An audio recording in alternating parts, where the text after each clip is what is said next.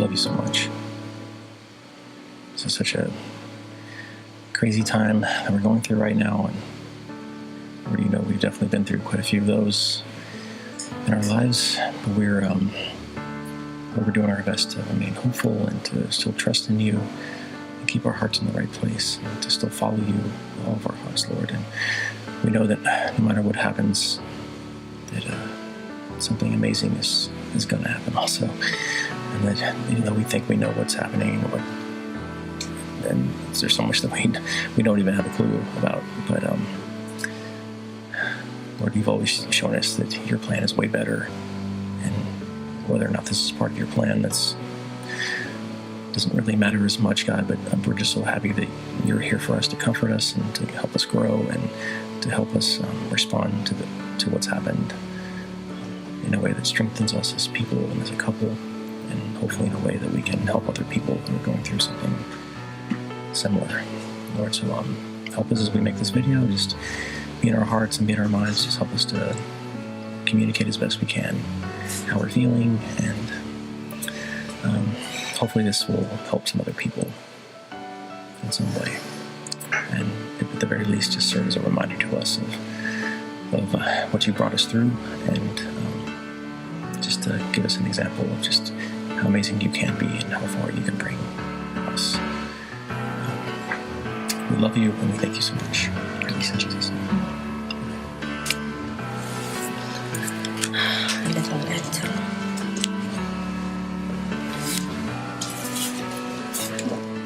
Hi guys, welcome to a video. I have Matt, and I just wanted to share with you guys an update on what's been going on with us. We're dealing with something really huge and hurtful and painful right now. If you saw my previous videos, you know that I found out I was 6 weeks pregnant 2 weeks ago. And then Matt and I had our follow-up appointment this week, which would have been 8 weeks. And so we went to our OBGYN's office, and we had no reason to believe at that point that anything was wrong. I hadn't had any bleeding or anything. Everything seemed to be smooth sailing. As soon as the doctor put the ultrasound probe in, we knew right away that something was wrong, because it just looked different. And past visits, like with Maddie, before, every time we would go in, it was just immediate. As soon as they started the ultrasound, you could see the heart fluttering on the screen super fast, and it was obvious there's a little baby in there kicking around and all of that. But this one, it seemed like there was just something there. It was just there, but not moving. No sign of motion. Just nothing happening at all. And she asked me, and then the concerning face on the doctor, and then she asked me if I'd been bleeding. I told her I hadn't been, and then she measured it. So then I had some slight hope that maybe I don't know. I just still had hope at that point when she started measuring it. And when she measured it, it was measured at 8 weeks. So it had just happened sometime over the weekend or something. And at the same time, I've been battling this really bad cold and cough for over a week and a half now. And it's just getting worse and worse. And I've been taking cold medicine. So the first thing in my mind is oh my gosh, what did I do? What have I done to my baby? Was it something I did? Was it something I took? Was it because I couldn't recover from this cold? Or was I working out too much? Was I not drinking enough water? I don't know. Yeah. I just kept thinking. And she called another doctor to confirm, which was our regular OBGYN. And that's when they told us that they were very sorry. That they weren't obviously expecting that today, and went over our options. So it was, like she said, she was sort of, in there for a minute or two, just sort of poking around, and, I could tell, almost right away that there was something wrong, and I could see, in her face, she was either trying to figure out a way to say what she wanted to say, or, and she just said, I'm sorry, but I can't find a heartbeat. And let me get another person to confirm. Yeah, I could see that on the screen right away. I'm sure Elaine could too. And we both looked at each other somewhere there in the middle. She looked at me. It was so hurtful. And we had Maddie at that appointment. She was laying on top of my belly. And she was happy, and she was having a good time. And we were hoping to see her little brother or sister on the screen and be all excited. And so that was a tough doctor's visit, obviously. yeah, like Elaine said, not what we were expecting to After- happen at all.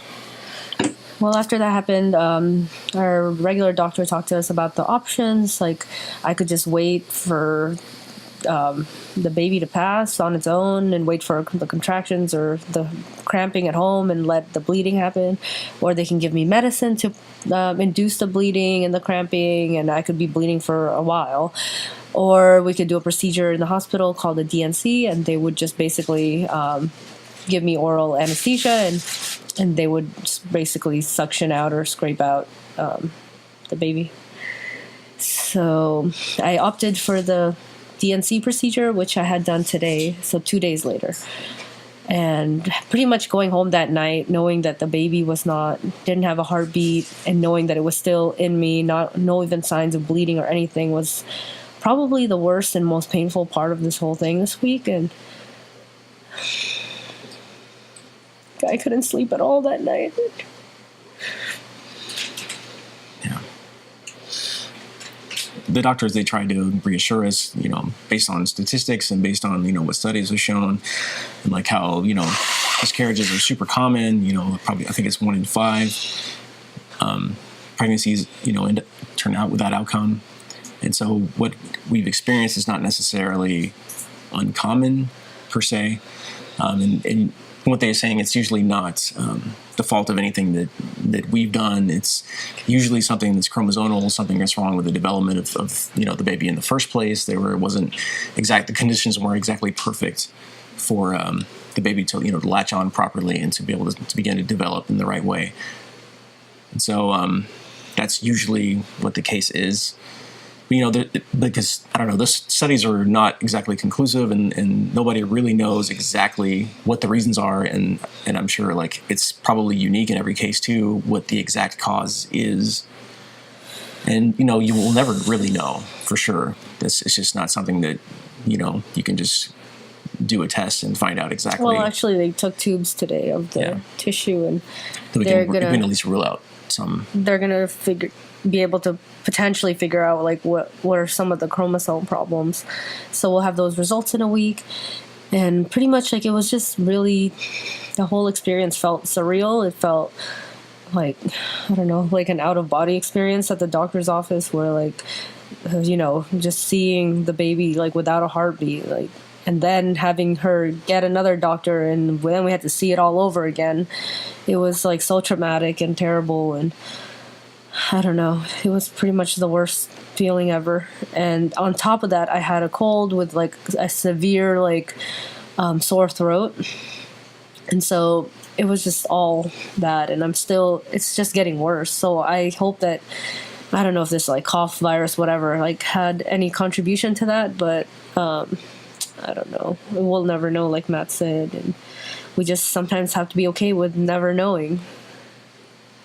Yeah, so like obviously we're both heartbroken, and we're not expecting that at all. And so the first thing we did, of course, we tried to just be together. We came home and we talked with our pastor and tried to kind of share how we were feeling and just kind of get some perspective.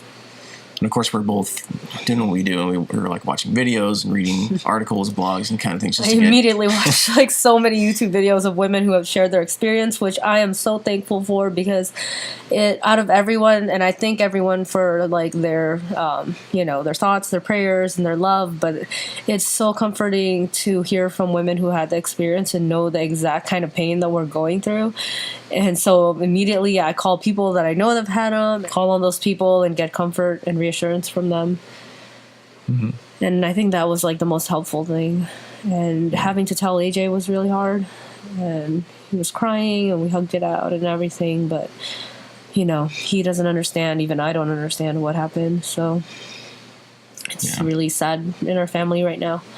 Traditionally, it's, miscarriages has been an issue that the public at large is seen as mainly like an issue for just the wife. And she's the one who's going through this physically and who's created this bond with the baby, carrying it for however many weeks it's been happening. There's definitely a unique thing that happens to guys too. I feel like especially you're a first-time father, or if this is your second child, this being my second child just after Maddie, like I think the second you find out that you're pregnant and you're going to be having a baby, certain like dad instincts start kicking in, and you start envisioning a future with this child and how you're going to protect this boy or girl and be there for them and teach them things.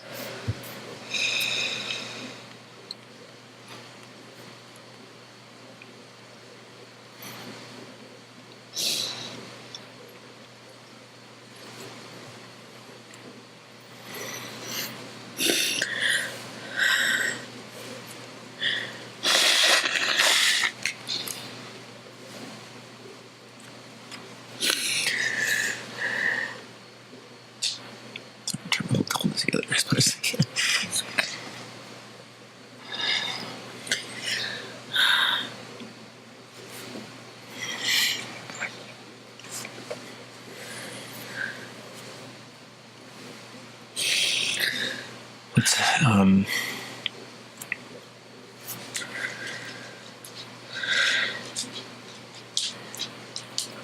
But I feel like I started to form a bond with the baby, even though we'd only known for a couple of weeks.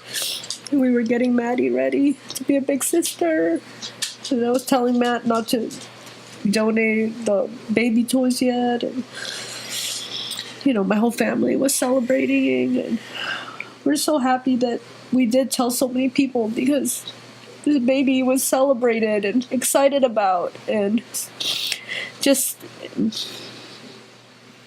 loved so much by so many people. And now I'm having to share that what happened, and I feel like the baby now is getting mourned after. And I was just telling Elaine last night, like, it's after being around Maddie, since she's been around this last year and a half, and just seeing how amazing she is, and just what a great experience that has been for both of us. Like, after we got the news, it was, all I could think about is I could look over at Maddie sleeping in the bed, and just,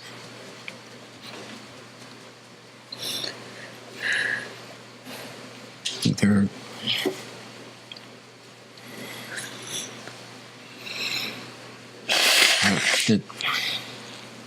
could be there should be another baby there soon, laying next to her. And that's right, people. We co-sleep. We love our kids. We got a big bed. I was really looking forward, to Maddie having a little brother or sister that she could grow up with and play around with and teach things to. Just be that awesome big sister. And, and we're both, we're trying to be as positive as we can about it. And we do know that it's going to happen again. We're going to have another baby. And, that's, first order of business coming up. We're really excited about having another child, and we really want to. No, we really want another child. But yeah. Yeah, so a lot of people, they're not really. A lot of attention goes to the mother in these situations, and rightfully so, because she goes through so much emotionally and physically. But I didn't know, I do now that dads go through quite a bit themselves, and we definitely express our feelings in different ways, and we're not always as outward with how we feel, and it's usually bottled up. I know me personally, I tend to try to distract myself and do other things, and other things around the house, or I'm prepping for the bar in Texas right now, so I'm immersing myself in all of that. It's really easy just to try to. For me to shut my brain off. Oh yeah, we're moving to Dallas. We already filmed that Dallas video before we found out about this, so that will be released next week. Sneak peek. But I tend to try to block out some of the emotions and pain because it's really hurtful, because my natural instinct is to try to be there for the family and make sure that Elaine's okay and that Maddie's okay and AJ's all right and Winslow's doing okay and not getting into craziness. And then, because the same thing happened when we lost my brother a couple of years ago, and I had to be responsible for a lot of things in the family to make sure things got done, and I had to postpone a lot of my grieving. And but it's fine. I'm not like angry about that or anything. But I think it is important for guys, if you're going through something like this too, you should take time to grieve, whether or not that's at the beginning when it initially happens or if it comes later. But I think it's important to communicate with your spouse and to make sure that you're both asking each other how you're doing and how you're feeling. Because I know sometimes guys can get kind of sort of pushed into the background and you have feelings too. I too bleed. Yeah, so unfortunately we have gone through a lot of really difficult things together, and so just having that background, we knew right away what we need to do, which is, no one needs to say it. It's like, we need to stick together, we need to have a lot of conversations and comfort each other. Thought you were going to say something. Yes. Okay, that too. And this is the time to stick together and to pray and to just be together and spend time together and be there for each other and let other people be there for us. And it's just the best. And I know that, he and I are both people that don't like to bother other people for things or hassle other people. But after going through a few really rough things in our past, we know that helps. And so I'm thankful for people that have already reached out and shown us their love, prayers, and we appreciate any kind of prayers or thoughts from you guys watching. And another reason why I wanted to make this video is just to remind ourselves it's just the beginning, and it's going to take time to process, and just to encourage ourselves. Watch our own video. A lot of my videos I watch over to encourage myself and to tell me that it's gonna be okay, and to focus on the truth, which is, God is love and he loves us. And it's so easy to question right away, why God? Why would you do this? But that is not right. We have to focus on what is actually fact. There's I don't know, a lot of theological questions involved, and depending on what you believe and who you believe God is, a lot of it depends on what your definition of what a good God is and how involved God is with our day-to-day life. And some people will believe does God direct every single little thing that happens? If I stub my toe while I'm walking down the stairs later, is that because God directed my toe? Is that because God directed God directed my toe towards the stair to make me stub my toe to teach me a lesson or something? Or is it because I have big feet and I run into things and that's what I do? Your body's broken. This world is broken. Well, thankfully, I just look at it thankfully God gave us free will, that we're not just puppets of God that do exactly what God wants and everything turns out perfect. He gives us a choice, and that's why this world is so broken. Our bodies are broken. Miscarriages may happen. I don't know if it's a genetic thing that's just evolved over time. I have no clue why chromosomes just don't line up right sometimes, because apparently miscarriages happen in 15 to 20% of first trimester pregnancies for no actual reason that the mom did something. It's due to chromosomal or cellular issues. And I don't know. Sometimes things happen and our bodies are broken. The world is broken, but it does. I can't really. It's so easy to be mad at God, but at the same time, I need God. It's I'm mad at you, but also I need you to hug me and comfort me and love me and tell me your promises over and over again. And if there's one thing that we've seen from experience in our life and what we've experienced is that we know that God is good. We've seen it over and over again, and what does that mean? It means that God loves us, that he cares for us, and that we go through things. And just despite the hurt that we have to go through, he comes to comfort us in our times of pain and hurt. I personally don't. I think we're both on the same page. We don't believe God is somebody who's like, he's obligated to stop every bad thing in the world from happening, but rather that, we're going through this life, making our own choices. People make dumb choices every single day, and God comes alongside us, just despite all these bad decisions being made, to help us get through those things and to see his goodness and how amazing he is through those times of hurt and trouble, so that we can learn those things and we can become closer to him through those bad times. And like Elaine said, we've definitely been through quite a few hurtful things. And I really do think that those things have brought us closer to each other and closer to God at the same time, and have taught us a lot of lessons. And we're by no means perfect.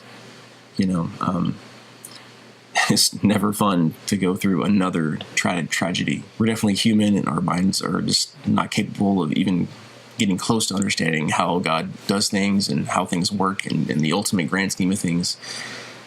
But all we can do is do our best just to be as faithful as we can do and do our part and not contribute to how horrible things are in the world. And I am excited for this next baby that's going to come, and I know it's going to happen. And he or she is going to be beautiful / handsome, and will be vice president or president after Maddie's president. Of course. Vote for Kempf. 20, whatever year that is. Okay, what now? So right now we just continue to pray, to grieve, to mourn, to let it process, and continue to just let people pour their love, support, and prayers, thoughts over us. And we really appreciate those, guys. Thank you so much. It's really tough to know how to comfort people who are going through something that's really horrible like this. Yeah. And a lot of people, they're super well-meaning and trying to give advice and try to maybe sort of explain why things might have happened the way that they did. But since there is really no explanation, there's really nothing that anybody can say that's going to make someone going through something like this actually feel better and start to become like more okay with the world. It's just a process that we have to go through. And so the best thing to do is hug. I think a simple hug will or just saying like, I'm sorry you have to go through this. I'm here for you if you need me. Not like, maybe it's because of this, or maybe it's because God's trying to teach you a lesson. Yeah, I've gotten a few of those from close people, but that's okay. I just let it go. But the best thing is we don't want to sit here and try to think about more things, for more reasons why it could have happened. Because that's the devil that's just the devil trying to work in you to hate yourself, or to be negative, or to be discouraging. And there is no spirit of discouragement in God's world. So anytime you get discouraged, just know that it's from the devil. That's right, people. That's Bible right there. And so, anyways, I hope that this video finds some people who are, if you're watching this and you're in a similar situation or you've gone through it before, definitely let me know. Or I hope this helps. Even if you don't want to leave a comment or anything, make sure that you hang in there and that there is hope. Yeah. And stick together with your spouse, with your girlfriend, your significant other, whoever you're going through this with. It's really easy to get mad at each other too and start casting blame. I guess that's something that's common from been reading articles, and this is what they say. You looked at it funny. I was looking at it lovingly. No, but people, it's easy when you're going through hurt and pain to try to, you're angry and you don't always say things that you mean. That can be very hurtful, and it's important when you're going through something like this to be open and honest about how you're feeling and communicate. And guys, there's a lot of hormonal changes that are happening, especially after something like this happens, when the baby is leaving, where the hormones are trying to get back in balance, and there's going to be some emotions that are going to happen, and they're not always going to be amazing and fun to go through. So I'm just saying, be patient and love your spouse, your other, and just be there for them, and they're going to do the same for you. And that's important, not just for tragedy, but just at all times, for being together with somebody. But anyways, that's my 4 cents. All right, thanks guys for watching. We'll be following up on updates with what now what's next for us. And we'll get that Dallas video out to you guys next. Just know that it was filmed prior to this because it's really hard for me to be happy right now. So I went to go get this fingerprinting done for my Texas license, and the ladies looked at my driver's license and said, "Who's this happy lady?" And I'm like, she kept talking about me. She's like, "No, the picture on your ID. You're actually smiling." And in my mind, I'm just like, I cannot. There's like no muscle in me that can even fake smile at all. And I just want this to pass, so like a little bit more, so that I can actually be happy again and excited and smiling. We're gonna do it together, baby. All right, guys. Thanks for watching. See you guys in the next one. Thanks, y'all. Bye.